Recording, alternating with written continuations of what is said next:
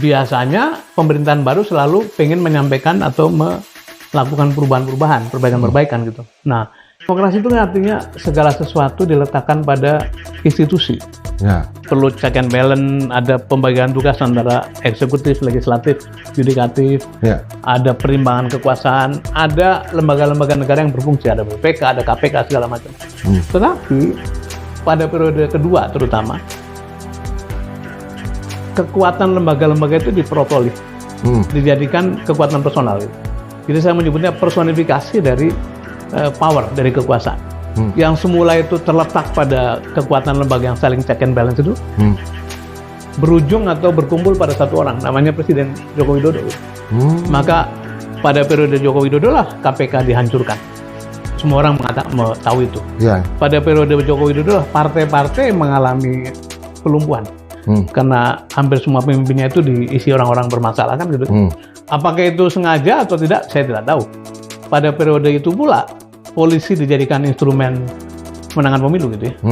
Pada periode itu pula yang namanya anak mantu dipromosikan begitu rupa meskipun belum memiliki syarat-syarat. Ini semua menyebabkan memang kita mengalami kemunduran tadi gitu.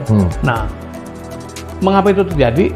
Kalau dikaitkan sama praktek kemafian tadi, operasi-operasi itu tidak mungkin tidak memerlukan dana besar gitu. Iya. Dana besar paling mudah diimpun dari mana? Dari praktek-praktek gelap itu. Konsesi impor, kuota impor, kemudian konsesi ekspor, konsesi sumber daya alam segala macam. Itu semua berlangsung tidak dalam situasi transparan. Dan kami pada waktu jadi menteri dulu kan bersama KPK sedang menertibkan tambang-tambang waktu itu. Dari 10.000 izin tambang yang terbit selama 5 tahun terakhir.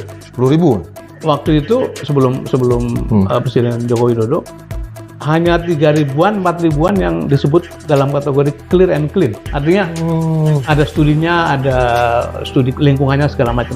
Selebihnya itu either tumpang tindih atau tarik-menarik antar kabupaten, atau tidak ada studi yang cukup lengkap. Nah, 6.000 diantaranya kita bersihkan gitu. Ya.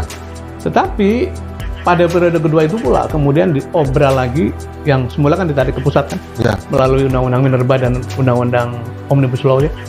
Itu kembali muncul sampailah yang baru-baru ini muncul cerita mengenai apa? Timah ya, segala macam. Itu muncul dari yang 6.000 ini berarti? Itu kan karena memang tidak ada tata kelola yang baik. Iya. Sehingga praktek tambang ilegal segala macam muncul.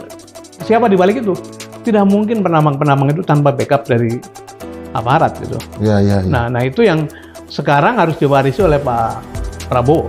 Yang saya punya harapan yang begini-begini itu suatu hari akan dibereskan gitu. Jadi pertalian antara personifikasi kekuasaan yang tidak mengalami check and balance, yang tidak mengenal keseimbangan yudikatif, legislatif, dan eksekutif, kemudian membuat kekuasaan menumpuk pada pribadi dan itu digunakan untuk bertransaksi memperoleh dana-dana politik yang gelap itu. Ini yang saya sebut sebagai black hole yang bisa membuat bangsa ini terjerumus ke bawah gitu. Padahal tadi dari mulai kebangkitan nasional sampai merdeka itu kan 37 tahun.